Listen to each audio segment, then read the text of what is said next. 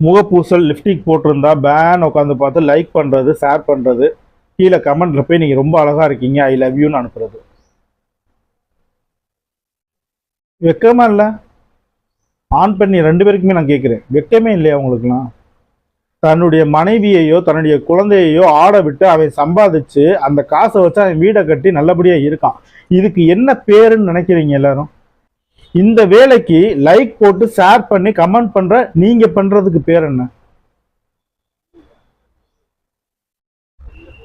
எவ்வளவோ பேருக்கு திறமைகள் இருந்தும் அவங்களால ஒரு ஸ்டேஜில் ஏறி நின்று ஒரு டான்ஸ் ஆட முடியல, ஒரு பாட்டு பாட முடியல, அவங்களுடைய திறமையில வெளிப்படுத்துறதுக்கான இடம் அமையல. எந்த ஒரு தகுதியுமே இல்லாம வெறும் வீடியோக்களை மட்டும் போட்டு தகுதி இல்லாத ஒருத்தர் பொதுமக்கள்கிட்ட இருக்க பரிதாபத்தை தேடி கண்டுபிடிச்சு நம்ம இதை எடுத்து வெளியில விட்டாதான் நம்மளுடைய பரிதாபத்து மூலமா நம்ம முன்னேற முடியும்னு சொல்லி எவ்வளவு முடியுமோ அவ்வளவும் செஞ்சுக்கிட்டு இருக்க ஒருத்தரை தூக்கி கொண்டாடுறீங்க பார்த்தீங்களா? உங்களெல்லாம் என்ன சொல்றதுன்னு எனக்கு தெரியல. பெண் என்பவள் யார்?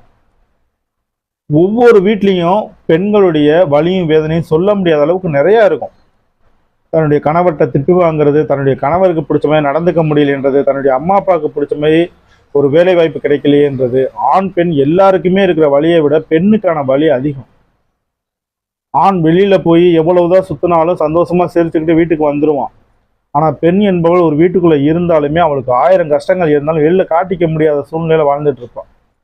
வெளில சொல்ல முடியாத விஷயங்கள், ஏகப்பட்ட விஷயங்கள் ஒவ்வொரு பெண்ணுக்குள்ள இருக்கும். அவங்கெல்லாம் தன்னுடைய குழந்தையும் வச்சு கஷ்டப்பட்டு தன்னுடைய அப்பா அம்மாவையும் பார்த்துக்கிட்டு கையாலாகாத கணவனை கூட வச்சுக்கிட்டு தன்னுடைய வாழ்க்கையில போராடி வெற்றி பெறவும் முடியாம தோல்வி அடையவும் முடியாம அந்த பயணத்தை நோக்கி போய்கிட்டே இருப்பாங்க. அவங்கள பார்த்து பரிதாபப்படுறத கூட அவங்க ஏத்துக்க மாட்டாங்க நிறைய பேர்.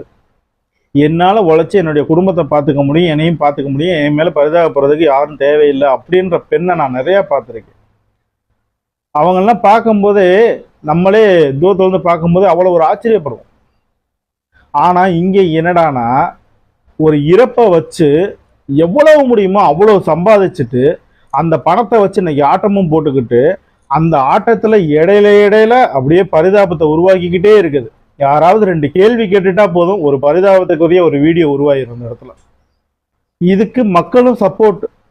ஏற்கனவே பைல்வான் ரங்கநாதனுடைய வீடியோக்கள் நான் அப்லோட் பண்ணியிருந்தேன். அதில் சில விஷயங்கள் மட்டும்தான் நான் உங்களுக்கு நான் போட்டிருந்தேன். அதில் இருக்கிறதுலே காது ரத்தம் வர அளவுக்கு ரொம்ப கொடூரமான ஒரு சில விஷயங்கள் இருக்கு. மனசு ஏற்றுக்கவே முடியாத ஏகப்பட்ட விஷயத்த பைல்வான் ரங்கநாதன் பேசியிருந்தாரு. அவர் பேசின ஒரு சில விஷயங்கள் மட்டும்தான் நான் எடுத்து கட் பண்ணி ஏற்கனவே எடுத்த வீடியோவில் நான் போட்டிருந்தேன். இப்போ அதில் இருக்க முக்கியமான வீடியோவில் ஒரு பகுதியை வந்து நான் உங்களுக்கு ப்ளே பண்ணுறேன். அவர் வாயிலே பேசின வார்த்தைகள் அது. அவர் கேட்டதை அவர் அப்படியே பார்த்ததை அவர் சொல்லியிருக்காரு.